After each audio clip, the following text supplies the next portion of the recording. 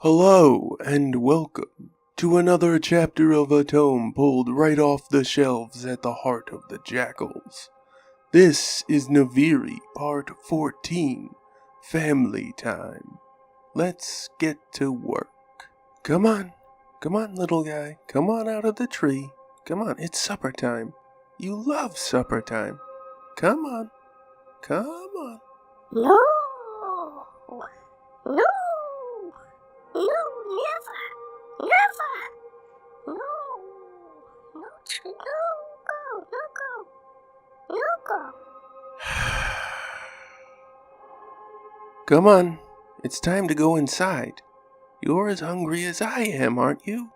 Come on, let's go inside. Come on. You're hungry, right? Let's go in the house and get some food. Food? Yes, food. Food. Food. Good. Food. You get food here. Bring to tree. Food. Good. You bring. No go. Okay, come on. There's a bunch of food inside. Come on, Vinos. You can have a lot of food once you get into the house. Climb into my hands and we'll go feast till we slumber. Come on. It's simple. You've done it a bunch of times. No. Mama's, Mama yell. Mama bad. No go. No going. No go. Vinas shook his little head against the thought of being anywhere near his mama right now. Remaining where he was, nestled in a split of the many tree branches. Cam turned toward the house, then back to the tree Vinas steadfastly refused to crawl out of. What happened? Come on. Cam climbed up to sit beside his son on a nearby tree branch. Go ahead. Tell me, or show me. Show me what happened. Vinas hesitated for a few minutes, and then pointed off towards the new greenhouse, the one that had been custom built and designed just for his every climbing need and desire, as an outlet for that behavior to keep him from the trees he was nestled in right now. Mama yell. Mama make box. No climb. No go. Stay. Mama yell. No go. No.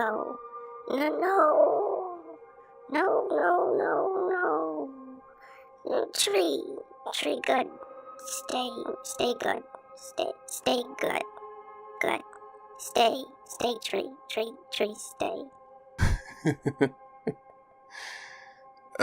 It was my idea to build the box, actually. Vinas gaped at his father in horror, not sure how to react. Have you been up to the top yet?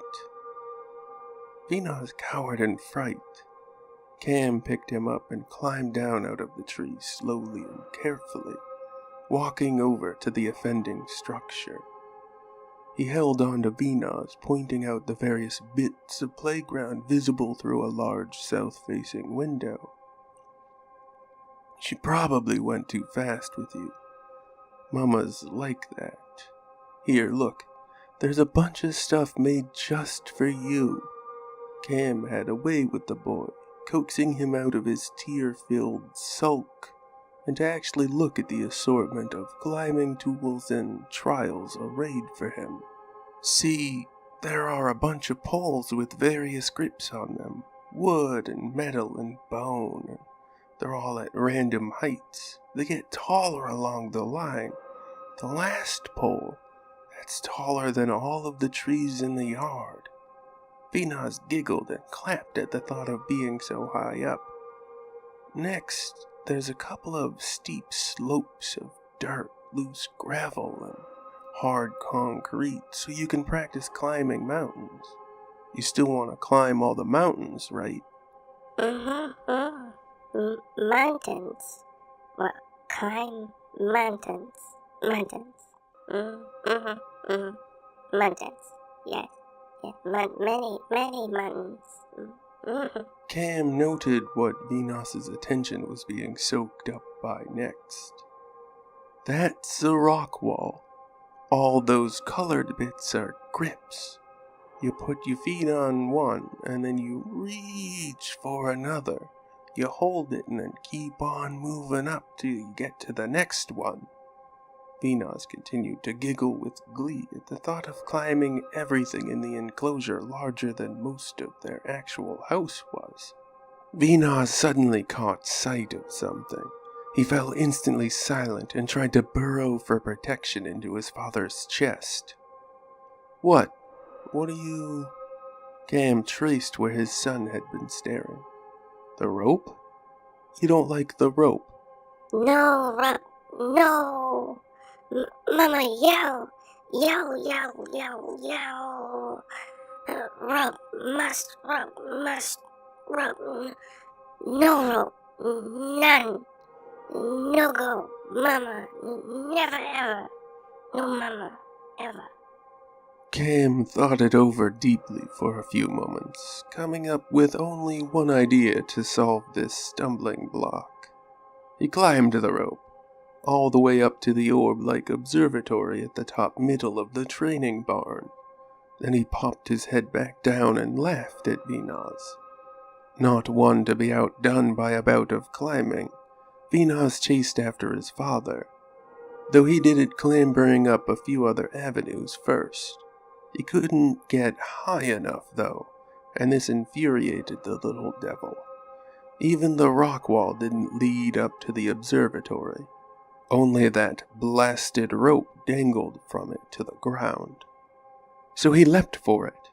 Cam's insides took their own tumble through the air as he watched his son Venus seem to hang and drift for 1,000 years. Finally, Venus held the rope in his powerful hands and made the last few meters up to sit in his father's lap once more. There they sat gazing up at the stars. Venus pointed to one in particular. That's Calamity Station. That's where I work.